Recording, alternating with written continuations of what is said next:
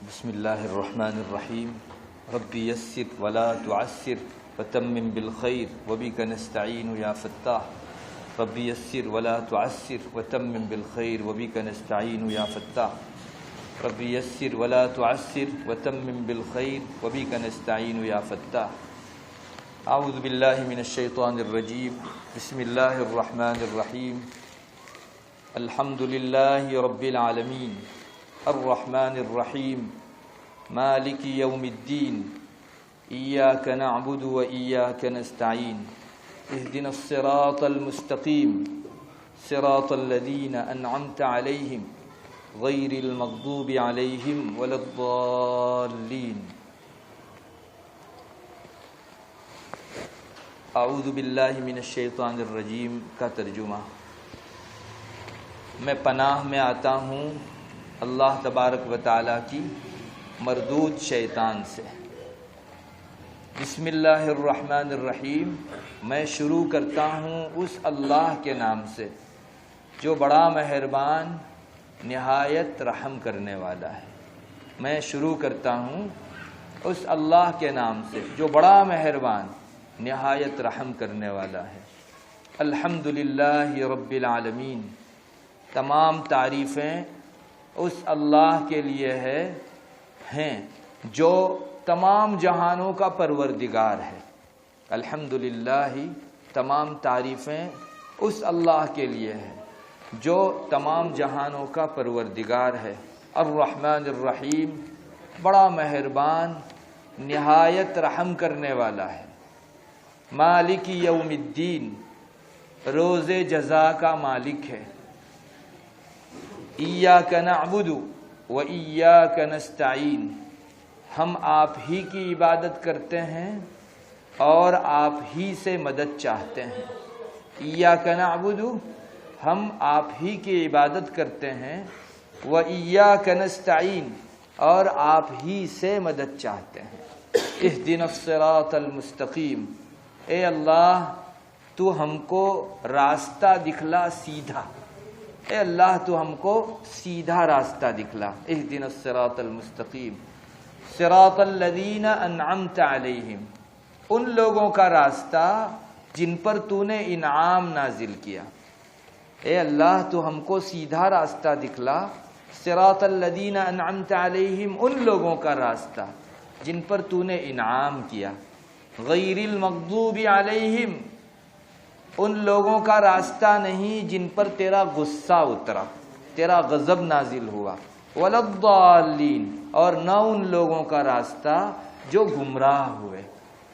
یہ سورہ فاتحہ کا ترجمہ ہے جس کو ہم لوگ روزانہ اپنی انفرادی، اجتماعی تمام نمازوں کے اندر پڑھتے ہیں۔ اللہ تبارک و تعالیٰ نے ہمیں توفیق مرحمت کی ہے کہ ہم لوگ قرآن کریم کو سیکھیں، اس کا مطلب جانیں۔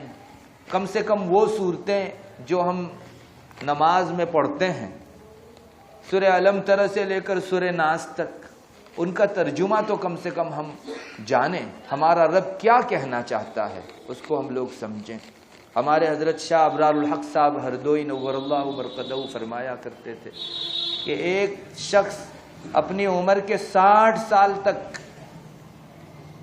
نماز پڑھتا ہے، نماز میں مختلف صورتیں پڑھتا ہے، مگر اسے یہ پتہ نہیں ہوتا کہ میرے رب کے سامنے میں اس کے کلام کا کون سا حصہ پڑھ رہا ہوں، میرا رب اس میں کیا کہنا چاہ رہا ہے۔ ضرورت اس کی ہے کہ ہم لوگ اس سلسلے سے جڑیں، اپنی ضرورت سمجھ کر جڑیں۔ ایک بات یاد رکھیے، یقیناً اس وقت بہت سے علاقے وہ ہیں کہ جہاں کے باشندے چاہ رہے ہیں کہ کوئی شخص صاحب علم ہمارے درمیان میں ہمارے رب کا کلام ہمیں سنائے اور اس کا پیغام ہم کو سمجھائے، لیکن آدمی میسر نہ ہونے کی وجہ سے یا حالات سازگار نہ ہونے کی وجہ سے وہاں اب تک یہ سلسلے شروع نہیں ہو پائے ہیں۔ یہ اللہ تبارک و تعالیٰ کی اتنی بڑی نعمت ہے جس کا اندازہ انہی بستی والوں سے آپ کر سکتے ہیں جو چاہنے کے باوجود قرآن کریم کا پیغام حاصل کرنے سے ابھی تک عاجز رہے ہیں۔ آپ قدر کیجئے اس سلسلے کی، اللہ تبارک و تعالیٰ سے دعا بھی کرتے رہیے کہ اللہ قرآن کریم میں ہماری ہدایت جو تو نے پنہا اور مضمر فرمائی ہے، ہمارا حصہ ہم کو اس میں عطا فرما۔ اب مختصر اس سورت کے متعلق جو قرآن کریم کے اندر سب سے پہلی مقام پر رکھی گئی ہے، سمجھو پورے قرآن کا لب لباب الحمدللہ رب العالمین کے اندر ہے۔ بعض لوگوں نے لکھا ہے کہ پورا قرآن کا خلاصہ یہ سورہ فاتحہ، اور سورہ فاتحہ کا پورا خلاصہ بسم اللہ الرحمن الرحیم میں ہے، اور بسم اللہ الرحمن الرحیم کا پورا خلاصہ با میں ہے، اور با کا پورا خلاصہ اس کے نقطے میں ہے۔ اب کس بندے نے اللہ کے جو ہے یہ بات ذکر کی تھی، ممکن ہے کوئی بہت نزدیک اللہ کا بندہ ہو جس نے مکاشفے کی حالت میں یہ بات کہی ہو، کوئی بعید نہیں، اللہ تبارک و تعالی سب کر سکتے ہیں۔ تو یہ خلاصہ ہے قرآن کریم کا، اسی لیے دوسری کوئی چیز ہم سے ہر رکعت میں پڑھنے کو ضروری نہیں قرار دیا گیا، مگر اس کو ضروری قرار دیا گیا۔ واجب کے درجے کی چیز ہے، اگر کوئی آدمی نماز کے اندر سورہ فاتحہ نہیں پڑھتا تو سجدہ سہو لازم ہو جائے گا اس کے اوپر، اس لیے کہ اللہ نے جسے ضروری ٹھہرایا، کیوں تم نے غلطی کی، اس غلطی کی تلافی کے لیے سجدہ سہو کروایا جاتا ہے آخر میں۔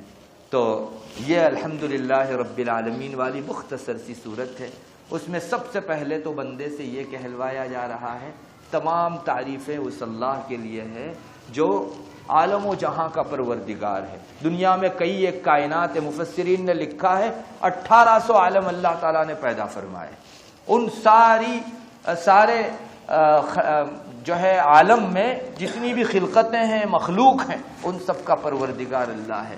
کھانا کھلانا، پلانا، بڑا کرنا، نشو و نما دینا، اور جنہیں ہدایت کا مکلف بنایا گیا ہے ان کے لیے ہدایت کے راستے فراہم کرنا، یہ سب اللہ کی ربوبیت کے مظاہر ہیں۔ اللہ رب ہے، وہ ہمیں کھلاتا پلاتا جس طرح سے ہے، ہماری روح کی تسکین کا سامان بھی وہی کرتا ہے۔ تو یہ بتایا گیا کہ اللہ کی تعریف کرتے ہیں، جتنی بھی دنیا کے اندر تعریفیں کی جاتی ہیں وہ سب کی سب لوٹ لاٹ کے اللہ تبارک و تعالیٰ کی طرف پہنچتی ہے۔ اگر کسی انسان کے حسن پر اس کی تعریف ہوتی ہے تو یہ حسن دیا اللہ نے۔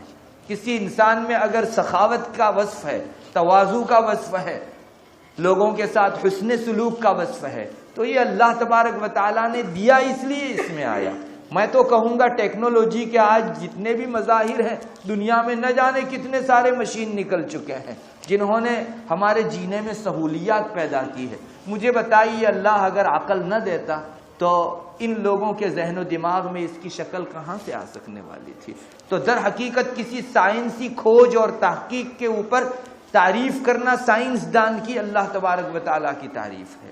تو ساری تعریفیں لوٹ کر اللہ تبارک و تعالیٰ کو پہنچتی ہے۔ یہ ہماری سعادت ہے کہ ہم اپنی زبان سے الحمدللہ رب العالمین کہہ سکتے ہیں، ورنہ آپ کو معلوم ہونا چاہیے جب اللہ تعالیٰ نے ارادہ کیا تھا کہ سرزمین کے اوپر میں اپنا ایک نائب اور اپنا خلیفہ بھیجوں، تو اس وقت فرشتوں نے اللہ تبارک و تعالیٰ کے حضور ایک بات کہی تھی، وَإِذْ قَالَ رَبُّكَ لِلْمَلَائِكَةِ إِنِّي جَاعِلٌ فِي الْأَرْضِ خَلِيفَةً، تو فرشتوں نے کہا تھا قَالُوا أَتَجْعَلُ فِيهَا مَن يُفْسِدُ فِيهَا وَيَسْفِكُ الدِّمَاءَ، کیا آپ سرزمین میں ایسے لوگوں کو بھیجیں گے کہ جو سرزمین میں فساد مچائے اور ایک دوسرے کا خون بہائے؟ وَنَحْنُ نُسَبِّحُ بِحَمْدِكَ وَنُقَدِّسُ لَكَ، ہم فرشتوں کی جماعت اللہ وہ ہے کہ جو آپ کی تسبیح بھی کرتے ہیں، آپ کی حمد و ثنا بھی بیان کرتے ہیں۔ تو فرشتوں نے اس وقت یہ بات جب کہی، اللہ نے فرمایا انی اعلم ما لا تعلمون، میں جو جانتا ہوں تمہیں نہیں پتا۔ فرشتوں کو یہ تھا کہ ہم اللہ کی تسبیح و تقدیس کرتے ہیں، اللہ کی حمد و ثنا بیان کرتے ہیں۔ اللہ نے ایک بات فرشتوں سے بہت اجمال کے ساتھ ذکر کی تھی کہ دیکھے جاؤ کیا ہونے والا ہے، چنانچہ رب تعالیٰ نے آج ہماری گندی زبانوں کو اس قابل بنایا کہ ہم اپنی زبان سے اللہ کی تعریف کر سکیں، جس کے بارے میں کسی زمانے میں ابھی تو آفرینش بھی نہیں ہوئی تھی، پیدائش بھی نہیں ہوئی تھی کسی انسان کی، اس وقت فرشتوں نے کہا تھا کہ ہم تسبیح و تحمید کرتے ہیں۔ انہیں کیا معلوم تھا کہ اللہ اپنے دین سے وابستہ ہر بندے کی زبان پر یہ الحمدللہ رب العالمین لانے والا ہے۔ یہ اتنا بڑا مقام تھا کہ فرشتوں نے اپنے شرف کا اس مقام کو لے کر اظہار کیا تھا کہ ہم کرتے ہیں یہ۔ آج ہماری سعادت کے کیا کہنے، ہماری گندی زبان سے جس سے ہم دسیوں جھوٹ بولتے ہیں، دسیوں فراڈ باتیں کرتے ہیں، غیبت کرتے ہیں، لیکن آج اللہ ہماری زبان کو اس قابل بنا رہا ہے کہ الحمدللہ رب العالمین ہم لوگ پڑھ پائیں۔ ہمارے بزرگوں نے لکھا ہے کہ انسان جب کلام اللہ کا پڑھتا ہے، قرآن کریم پڑھتا ہے، تو فرشتے آ کر اس کے ہونٹوں کو چوم لیتے ہیں، اس لیے کہ فرشتوں میں یہ طاقت نہیں ہے کہ وہ قرآن کریم کی تلاوت کر سکے۔ حضرت مولانا انور شاہ کشمیری رحمۃ اللہ علیہ کے حوالے سے یہ بات ملتی ہے، حضرت فرماتے ہیں کہ ان میں سکت نہیں ہے کہ وہ قرآن، تو جو بندہ قرآن پڑھتا ہے فرشتے ان کے ہونٹوں کو آ کر چوم لیتے ہیں کہ رب تعالیٰ کا وہ کلام جو سب کا خالق ہے، اور اس کے کلام میں دور دور تک جھوٹ کا کوئی شائبہ اور گزر نہیں۔ تو الحمدللہ رب العالمین، تمام تعریفیں اس اللہ کے لیے ہے جو تمام جہانوں کا پروردگار ہے۔ رب کا لفظ جو ہے وہ ایک ایسا ہے کہ اپنے اندر اتنی معنویت رکھتا ہے کہ میں آپ کو اندازہ نہیں دکھا سکتا۔ حضرت جعفر صادق رحمت اللہ علیہ بہت بڑے امام گزرے ہیں، اللہ کے نیک بندے گزرے ہیں، وہ فرماتے ہیں کہ اگر کوئی بندہ 5 مرتبہ یا ربی یا ربی یا ربی یا ربی یا ربی کہہ کر کوئی دعا اللہ سے کرے تو اللہ تعالیٰ اس کی دعا کبھی رد نہیں فرماتے۔ یہ حضرت جعفر صادق کے حوالے سے ملا علی قاری نے مرقات کے اندر ذکر فرمایا ہے کہ 5 مرتبہ یا ربی کہہ کر دعا مانگنے والا آدمی کبھی بھی مسترد دعا نہیں ہوتا، وہ مستجاب ہی ہوتا ہے۔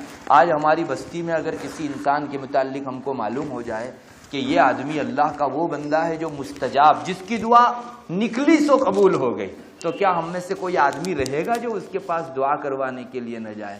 آپ میں سے ہر بندہ اس کلمے کو لے کر مستجاب بن سکتا ہے۔ ہماری اپنی دعاؤں کے اندر ہم اپنے رب سے یا ربی 5 مرتبہ کہیں، اور انہوں نے استدلال کیا ہے کہ 5 مرتبہ ربنا ربنا ربنا ربنا قرآن کریم کے اندر آیا، اس کے بعد اللہ فرماتا ہے فاستجاب لهم ربهم انی لا اضیع عمل عامل منکم من ذکر او انثی، میں نے قبول کر لی ان کی دعائیں۔ تو انہوں نے یہاں سے استدلال کیا کہ 5 مرتبہ ربی ربی کہہ کر اگر اللہ اس کے نتیجے میں فرماتا ہے کہ میں قبول کر لیتا ہوں دعا، تو اس کا وعدہ جھوٹا نہیں ہو سکتا۔ ہمارے یقین کے اندر کچھ کمزوری ہو سکتی ہے، باقی وہاں سے ایک بات طے ہے کہ کوئی بندہ اپنے رب کو یا ربی کہہ کر پکارے، اللہ لبیک کہہ کر اس کی حاجت کو پورا کرنے کے لیے سدا تیار رہتا ہے۔ اللہ کی شان ہے، وہ تو بہت مستغنی ہے، لیکن اپنے بندوں سے اسے بہت پیار ہے، بہت پیار ہے۔ آپ 10 سالوں کے گنہگار ہوں، لیکن ایک مرتبہ آ کر اس در کے اوپر یا ربی کہہ کر سر ماتھا ٹیک دیں گے، اللہ پیار بھری نگاہ سے آپ کو دیکھ لے گا کہ یہ بھولا بھٹکا بندہ جس کے ساتھ بشریت کے 10 تقاضے رکھے گئے تھے، نفس رکھا گیا تھا، شیطان نے اسے ورغلایا، لیکن آیا میرا بندہ میرے پاس آج۔ تو یہ ایک محبت کی چیز ہے، ہمیں بھی اپنے رب سے اپنے دلوں کے اندر محبت قائم کرنی چاہیے۔ بہرحال یہ کلام وہ ہے جس کو اگر آپ مطلب کے ساتھ پڑھیں گے انشاءاللہ کیف بڑھ جاوے گا اس کا۔ الرحمن الرحیم، وہ اللہ کہ جو بڑا مہربان نہایت رحم کرنے والا ہے۔ اللہ اکبر، آپ اندازہ نہیں کر سکتے، اگر دنیا کا کوئی بادشاہ ہوتا ہے وہ شروع میں اپنا تعارف کراتا ہے تو اس طرح سے کراتا ہے کہ اتنے ملکوں کا فاتح، اتنے دشمنان کا قاتل، اتنے اسلحہ رکھنے والا، جدید ٹیکنالوجی کے اتنے میزائل اس کے پاس موجود ہیں، اتنے لڑاکو طیارے موجود ہیں، یعنی اپنی سختی کا مظاہرہ کر کے دنیا کے بادشاہوں کے اندر لوگوں پر امپریشن ڈالنے کا مزاج ہے۔ ہمارا رب قہار بھی ہے، جبار بھی ہے، لیکن شروع میں اس نے اپنی یہ صفات نہیں رکھی، اس نے کہا الرحمن الرحیم۔ کیوں بندے مایوس ہوں؟ تم اگر بہت بڑے گنہگار ہو تو رب تعالیٰ بہت بڑا مغفرت فرمانے والا ہے، تو اس نے اپنی یہ صفت شروع میں بھی رکھی، الرحمن الرحیم، بڑا مہربان نہایت رحم کرنے والا۔ اللہ تعالیٰ نے اپنی رحمت کو 100 حصوں میں تقسیم کیا ہے، حدیث شریف میں آتا ہے 100 حصوں میں تقسیم کیا ہے، اس میں سے ایک حصہ دنیا میں بھیجا، جس ایک حصہ رحمت، ایک حصہ محبت کی وجہ سے ماں باپ اپنی اولاد سے محبت کرتے ہیں، چیونٹیاں اپنی اولاد سے، درندے اپنی اولاد سے، پرندے اپنی اولاد سے، دنیا میں جتنے بھی محبت کے اور رحمت کے اور مہربانی کے حصے ہیں وہ اللہ کی 100 رحمتوں میں سے ایک حصہ ہے، اور باقی 99 حصے اس نے وہاں کے لیے رہنے دیے ہیں۔ بندے گنہگار آئیں گے اور میں ان پر رحمت کے دریائے بہا دوں گا۔ یہ حدیث شریف میں آیا ہے، رسول اکرم صلی اللہ علیہ وسلم نے ارشاد فرمایا ہے۔ تو الرحمن الرحیم، واقعی حقدار وہی ہے اس کلمے کا۔ آپ رحمان کو کسی انسان کے اوپر بول نہیں سکتے، اللہ نے اپنے ساتھ اس صفت کو اتنا لگا دیا کہ کسی بندے کو آپ رحمان نہیں کہہ سکتے۔ ہمارے یہاں پتہ نہیں آپ کے یہاں تو کیا ہے، لیکن ہمارے یہاں ناموں کو بگاڑنے کا بڑا مزاج ہے۔ عبد الرحمان کو اے رحمان ادھر آ، رحمان صرف اللہ کا نام ہے، آپ اللہ کے علاوہ کسی بندے کو نہیں کہہ سکتے۔ عبد الخالق نام ہے، آپ نے کہا کہ اے خالق ادھر آ، ارے خالق اللہ کے علاوہ اور کوئی ہو سکتا ہے۔ اے عبد الرزاق، یہ تو ٹھیک ہے، اے رزاق ادھر آ۔ چند نام وہ ہیں کہ جو اللہ ہی پر بولے جاتے ہیں۔ ہاں، رحیم کا نام دوسرے پر بولا جا سکتا ہے، جیسے عبد الرحیم کو آپ نے رحیم کہہ دیا۔ خود اللہ تبارک و تعالیٰ نے حضرت نبی کریم صلی اللہ علیہ وسلم کے لیے رحیم کے لفظ کا استعمال کیا ہے۔ عزیز علیہ ما عنتم حریص علیکم بالمؤمنین رؤوف الرحیم۔ رؤوف، رحیم، یہ سب وہ نام ہے جس کو آپ بول سکتے ہیں، لیکن اچھا لگے گا اگر آپ عبد الرحیم کہیں، اللہ کا بندہ، بڑے مہربان رب کا بندہ۔ تو یہ اللہ تعالیٰ کی 2 صفتیں اس نے ذکر کی، اور ابھی اتنی بات ہوئی نہیں کہ سیدھا آپ کو آخرت کی طرف لے جایا گیا۔ مالک یوم الدین، ایک دن قائم ہونا ہے کہ جس کے اندر بڑی ہماہمی ہوگی، محشر کا دن ہوگا، زندگی کے کچے چٹھے کا حساب اللہ تبارک و تعالیٰ کے حضور دینا ہوگا۔ اس دن فقط ایک ذات کے ہاتھ میں اقتدار ہوگا، تمام کے تمام بادشاہ جو دنیا میں اپنی اپنی بادشاہت و سلطنت کر چکے ہیں وہ سب سرنگوں ہوں گے۔ لمن الملک اليوم للہ الواحد القہار۔ آج کس کی بادشاہت اعلان ہوگا، بڑے بڑے سرغنے اور بڑے بڑے فرما رواؤں کے سر جو ہے اس دن جھکے ہوں گے، کسی کی مجال نہیں ہوگی کہ اپنی بادشاہت کا دعویٰ کر سکے۔ اللہ نے بلا کسی فاصلے کے فوراً فرما دیا للہ الواحد القہار، ایک ذات اسی کی بادشاہت ہے اور وہ قہار ہے، سب لوگوں پر زبردست ہے، عزیز ہے، غالب ہے، اس کی بادشاہت ہے۔ اور یہ یوم جزا کہلاتا ہے، سزا جزا محشر کا دن کہلاتا ہے۔ ہر ایک کو اپنے کچے چٹھے کا اس دن حساب دینا ہے۔ روایتوں میں آتا ہے کہ ایسا نہیں کہ اللہ اور بندے کے درمیان میں کوئی تیسرا انٹرپرینٹر ہوگا۔ ہمارے یہاں ترجمہ کرنے کے لیے کسی کو ڈالا جاتا ہے بیچ میں، گجراتی میں جس کو دباشیا کہتے ہیں اور انگریزی میں انٹرپرینٹر کہتے ہیں۔ آپ کی ترجمان ڈائریکٹ فیس ٹو فیس ہر ایک بندے کو اللہ تعالیٰ کے حضور اپنا حساب دینا ہوگا۔ آپ سوچئے تو سچی پتا پانی ہو جاوے گا انسان کا اگر ہمارے 24 گھنٹے کی گھڑیوں کا ہمارے والد اگر کہنے لگے کہ ایک ایک گھڑی کا حساب دو تو آدمی پسینہ پسینہ ہو جاتا ہے۔ یہ حساب آڈٹ کرنے کے دن جو مارچ میں یا فروری میں یا جب ہوتے ہیں تب آفس والوں کے جو ہے حوصلے الگ ہو جاتے ہیں، حواس باختہ ہو جاتے ہیں۔ لوگ زندگی کی ایک ایک گھڑی کا حساب رب تعالیٰ کے حضور دینا نہایت ہی سنگین موقع ہوگا۔ اس دن کا وہ مالک ہے، اس سے رشتہ جوڑ دو، اس دن کام آوے گی یہ نسبت۔ مالک یوم الدین، یہ روز جزا کا مالک ہے۔ اللہ نے ایک جگہ خود اس کی توضیح فرمائی، وما ادراک ما یوم الدین، آپ کو کیا پتا یوم الدین کیا ہے؟ ثم ما ادراک ما یوم الدین، اور بتاؤ آپ کو معلوم ہے یوم الدین کیا ہے؟ روز جزا کون سا ہے؟ یوم لا تملک نفس لنفس شیئا، کوئی جی کسی جی کو کام نہیں آ سکے گا۔ والامر یومئذ للہ، سارے معاملے اللہ کے حوالے ہوں گے، وہ جو حکم کرے گا وہ صادر ہوگا، اور وہ جس کے متعلق فیصلہ کرے گا جنتی بنے گا، جس کے متعلق فیصلہ کرے گا جہنمی بنے گا۔ اللہ ہماری حفاظت فرماوے جہنمی بننے سے، اور جنتیوں میں بلا کسی استحقاق و کمال کے ہمارا شمار فرماوے۔ ایاک نعبد و ایاک نستعین، ہم آپ ہی کی عبادت کرتے ہیں۔ عربی کے اندر یہ لہجہ آپ ہی کی عبادت جو ہمارے اردو میں ہم لوگ ترجمہ کرتے ہیں، اللہ تعالیٰ نے اسی نہج پر اس کو نازل کیا ہے کہ جس میں اور ساروں کی عبادت گم، ایک اللہ کی عبادت کا اس بات، ہم آپ ہی کی عبادت کرتے ہیں۔ بس یہاں سے مومن چھٹ جاتا ہے غیروں سے، جو دسیوں معبودوں کو پوجتے ہیں اور 33 کروڑ جن کے معبود ہیں، ان سب سے مومن ممتاز ہو جاتا ہے۔ ہم اپنے رب کے علاوہ اور کسی دوسرے کی عبادت کر نہیں سکتے، ہم مر سکتے ہیں، ماتھا اللہ کے علاوہ کسی اور کے سامنے ٹیک نہیں سکتے۔ عبادت حد درجہ اپنے آپ کو جھکا دینے کو کہتے ہیں، جس کے بعد جھکنے کا اور کوئی مقام نہ ہو۔ عبادت کی تعریف یہ کی گئی ہے غایت التذلل، جس کے بعد جھکنے کا کوئی مقام نہ ہو۔ میں اس جگہ رک کر آپ کو بتاؤں گا، ہم میں سے بہت سے لوگ نماز میں آنے سے اس لیے کتراتے ہیں کہ ہماری نماز کیا نماز ہے، ارے پوری نماز میں شروع سے لے کر آخر تک کسی نہ کسی کا خیال رہتا ہے ہم کو، تو ایسی نماز بھی کیا نماز۔ یہ شیطان کا داؤ ہے جو آپ سے نماز چھڑوانے جاتا ہے۔ ایک بزرگ کے پاس ایک مرتبہ ایسا ہی ایک بندہ گیا، اس نے جا کر کہا حضرت میں تو جو ہے نماز پڑھنے جاتا ہوں اور دنیا بھر کے خیالات مجھ کو آتے ہیں۔ تو بہت زیادہ شکایت کی تو بزرگ محسوس کر گئے کہ یہ آئندہ سے نماز چھوڑنے والا ہے۔ تو انہوں نے فرمایا کہ بھائی ایک کام کرو، تم جو سجدہ کرتے ہو نماز میں، رکوع کرتے ہو، تھوڑا سا میرے سامنے سجدہ کر دو۔ اب عامی سے عامی آدمی بھی وہ سوچنے لگا کہ حضرت آپ کی عظمت ہمارے سر پر، لیکن یہ کام میں آپ کے لیے نہیں کر سکتا۔ اچھا ایسا کرو، میں تو اجنبی آدمی ہوں، تمہاری ماں کے سامنے میں کہوں سجدہ کر دو۔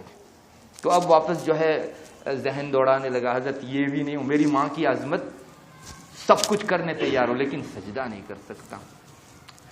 تمہارے والد کو کر دو، تمہارے سب سے بڑے محسن کوئی ہوں ان پر کر دو۔ حضرت سب کر سکتا ہوں، یہ کسی کے لیے نہیں کر سکتا۔ اب لوہا بہت گرم ہو گیا تھا، ہتھوڑا مارنے کی ضرورت تھی۔ حضرت نے فرمایا جس سجدے کو تم کسی اور کو دے نہیں سکتے، اس کو اتنی بے وقتی سے میرے سامنے بیان کرتے ہو کہ میری کیا نماز بھی نماز ہے۔ ارے خالص یہ سجدہ اللہ کے لیے ہے، کسی اور کے لیے نہیں ہے، اس سے بڑھ کر اور کون سا سجدہ ہو سکتا ہے۔ اس لیے ہم میں سے کوئی آدمی اپنی نماز کو گھٹیا نہ شمار کرے، اور یہ در حقیقت شیطان کا دھوکہ ہے۔ آپ جو کسی کو نہیں دے سکتے اللہ کو دے سکتے، اس سے بڑھ کر دنیا میں چیز کیا ہو سکتی۔ آپ کا سجدہ اللہ تبارک و تعالیٰ کے یہاں انشاءاللہ قبول ہے، اور اللہ ایک سجدہ قبول کرتا ہے تو ہی دوسرے کی توفیق دیتا ہے، یہ دستور ہے اللہ کا۔ اس لیے ہرگز مایوسی کے اندر نہ آئیے۔ ہاں یہ بات ضرور کہوں گا کہ اپنی نماز کے اندر جان پیدا کرنے کی کوشش کیجیے، اور نماز میں دھیان لگانے کی کوشش کیجیے۔ کام کاج تو لگے ہیں، ہمارا سجدہ کہاں ہم کام کاج کے موقع سے جو ہے کرنے والے ہیں۔ نہ سجدے میں کام کاج نہ ہو، کام کاج میں سجدہ ضرور ہونا چاہیے۔ وہاں آپ کو آپ کی نماز یاد رہنی چاہیے۔ وہ ایاک نستعین، اللہ کے علاوہ کسی سے مدد مت مانگیے، یہ بھی اللہ کا اختصاص ہے، اس نے اپنی عبادت سے جوڑ کر بیان کیا ہے۔ کسی پیر سے، بت سے اور کسی انسان سے، غیر اللہ سے کیوں مدد مانگتے ہو؟ ہمارا رب ہے جو فقط اور فقط ہم کو دینے والا ہے، اس کے علاوہ اور کسی سے ہم مدد نہیں چاہیں گے۔ یہ بھی اللہ کا اختصاص ایسا ہی ہے جیسے عبادت کا اختصاص اللہ تعالیٰ کا ہے۔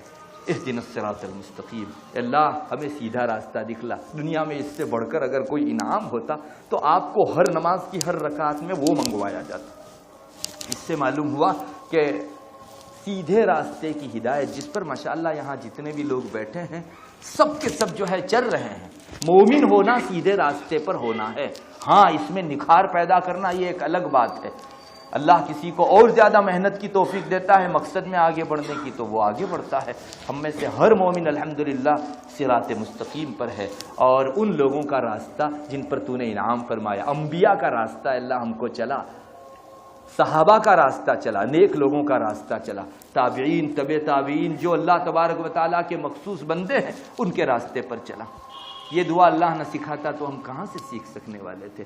ہاں اے اللہ اس وقت دنیا میں دو قومیں ایسی ہیں کہ جن کے راستے سے میں پناہ مانگتا ہوں، ایک تو مغضوب علیہم جن پر اللہ کا غصہ نازل ہوا، اور دوسری ضالین جو گمراہ ہو گئے۔ ان دونوں کے راستے سے میں آپ کی پناہ میں آتا ہوں۔ کتنی بہترین دعا ہے، حدیث شریف میں آ چکا ہے کہ جن پر اللہ کا غضب نازل ہوا وہ قوم یہود ہے، اور جو گمراہ ہوئی قوم نصارہ ہے۔ مومن اپنے رب سے نماز کے اندر کتنی عاجزی سے دعا کر کے جاتا ہے کہ اللہ مجھ کو یہود نصارہ کے طریق پر مت چلا، حضرت محمد الرسول اللہ صلی اللہ علیہ وسلم کی سنت اور سیرت پر چلا۔ یہ در حقیقت دعا کے ساتھ ساتھ ایک پیغام بھی ہے۔ جو مومن بار بار کہے گا کہ اللہ یہودیوں کی اور نصرانیوں کی روش سے مجھ کو بچا، وہ انشاءاللہ خارجی دنیا کے اندر ان کی فیشنوں کے پیچھے نہیں مرے گا، اور وہ جو طریق پر چل رہے ہیں اس طریق پر نہیں ہوگا، اللہ کے رسول صلی اللہ علیہ وسلم کے طریقے پر ہوگا۔ بہت عجیب لگتا ہے کہ ایک بندہ اپنے رب سے ابھی تو کہہ کر گیا کہ اللہ یہود نصارہ کے طریق پر مجھ کو مت چلا، اور وہ باہر جا کر سیلون میں بیٹھ کے جو ہے کلین شیو ہوتا ہے۔ بتائیے کیا چیز ہے؟ اس کو اس زمانے میں عملی منافقت کہا جاتا تھا۔ ڈبل طرف ڈھول بجایا جا رہا ہے، ایک طرف رب سے کہتا ہے کہ میں ان سے برات کا اظہار کرتا ہوں، اور دوسری طرف جا کر جو ہے اسی کی طرف جاتا ہے۔ میرے بھائیوں، اللہ کے رسول صلی اللہ علیہ وسلم کی سنتوں کو ہم اپنے جسم کے اوپر اگر اپنائیں گے، اللہ کے پیار کے آپ مرکز بن جائیں گے۔ سچ وہ ولی ہے کہ جو اللہ کے رسول صلی اللہ علیہ وسلم کی ایک ایک سنت کو اپنی زندگی میں اتارتا ہے۔ داڑھی کٹانے والے لوگوں کو عزت مل گئی اور داڑھی والے لوگ بے عزت ہو گئے، ایسی بات ہرگز نہیں۔ ہمارے رب کو جو چہرہ پسند، میں دل و جان سے وہ چہرے کو پسند کرتا ہوں، اور تف ہے ان لوگوں کی تہذیب کے اوپر جنہوں نے رسول کی سنت کے خلاف تہذیب قائم کر رکھی ہے۔ ایسے ہی ہر چیز کے اندر ہمیں رسول اللہ صلی اللہ علیہ وسلم کی پیروی کرنی چاہیے۔ انشاءاللہ اللہ تعالی ہمیں کبھی ضائع نہیں فرماوے گا۔ اور یہود نصارہ کی تہذیب سے اور ان کے تمدن سے ہم سے پناہ اسی لیے منگوائی گئی کہ یہ ہمارے لیے سب سے زیادہ مضر ہے۔ آپ سے اتنا بلوایا گیا اور اس میں جو جو چیزیں آئی اس سے زیادہ اہم ترین کوئی چیز ہو نہیں سکتی، اور ان میں خصوصی طور پر ان دونوں قوموں کی تہذیب سے پناہ منگوائی گئی۔ اللہ تبارک و تعالی ہم سب کو جو ہے توفیق دے کہ ہم قرآن کریم کے ایک ایک آیت کو حرز جان بنائیں، اپنی زندگی کا حصہ بنا لیں۔ اس کے بعد جو ہے آہستہ سے آمین بھی کہی جاتی ہے۔ آمین کا مطلب ہے اللہ میں نے جو دعا کی اس کو قبول کر لیں، استجب، اے اللہ تو اس کو قبول فرما لے۔ نماز میں بھی ہم لوگ آمین کہنے میں بہت چپ کرتے ہیں، حالانکہ حدیث شریف میں آتا ہے کہ امام کی آمین اور مقتدی کی آمین اور اسی وقت فرشتے بھی آمین کہتے ہیں۔ اگر سب کی آمین جڑ جاتی ہے تو اللہ سب کی مغفرت فرما دیتا ہے۔ تو کتنا اچھا موقع ہم لوگ کھوتے ہیں، اس لیے آمین اہتمام سے کہنا چاہیے۔ اس کا مطلب یہ ہے کہ اللہ ہماری یہ جو دعا مانگی اس کو تو قبول فرما۔ اللہ تبارک و تعالیٰ آپ سب کو قدردانی کی توفیق دے۔ اور آخر میں ایک بات یہ بھی کہوں گا کہ یہ سلسلہ شروع تو ہوا، بہت سی جگہوں پر شروع بڑے تمطراق کے ساتھ ہوتا ہے، لیکن آہستہ آہستہ آہستہ پھر جو ہے ہمارا جوش پگھلنے لگتا ہے۔ کہیں آپ کا یہ سلسلہ ہماری بے توجہی کا شکار نہ ہو جائے، ورنہ اللہ تعالیٰ نعمت دیتا ہے، قدردانوں کے پاس رکھتا ہے، ناقدروں سے چھین کے دوسری جگہ لے جاتا ہے۔ پھر سوائے حسرت کے ہمارے ہاتھ میں کچھ نہیں رہے گا۔ اب اپنی زندگیوں میں سے جیم کھانے کے لیے 2-2 گھنٹے فارغ کرتے ہو یا نہیں؟ کتنے نوجوان جو کرتے ہیں فارغ، تو کیا اللہ کے کلام کے لیے 15-20 منٹ نہیں فارغ کر سکتے؟ اور وہ بھی ہفتے میں شاید 1 مرتبہ ہوگا۔ ہمارے رب کو کم سے کم ہم منہ دکھانے کے تو قابل رہے، اللہ 20 منٹ ہفتے میں ہم نے تجھے دی تھی، کوئی احسان نہیں ہے، لیکن کم سے کم معذرتاً الی ربکم، اللہ کے سامنے ہم معذرت کر سکیں۔ اور انشاءاللہ میں آپ کو کہتا ہوں، ایک روز ہفتے کا اگر آپ نے دل و جان سے دیا، آپ کی درخواست آئے گی مولانا شارق صاحب کو کہ آپ 2 دن رکھیے ہفتے میں، اس لیے کہ اس میں جو مٹھاس ہے نا، اس میں جو سکون ہے، دنیا کی کسی چیز میں سکون نہیں ہے۔ اللہ تبارک و تعالی ہم سب کو قدردانی نصیب فرمائے، مولانا شارق صاحب کو اللہ حوصلہ بخشے اور خوب مدد فرمائے۔ ان کی قدردانی کی ضرورت ہے، ان کے سامنے میں نہیں کہہ سکتا، ورنہ میں نے آپ کو شروع میں بتا دیا کہ ہر جگہ میسر نہیں ہے اس طرح کے حلقے، اللہ نے دی ہے نعمت، قدر کر لیجئے۔ وآخر دعوانا الحمدللہ۔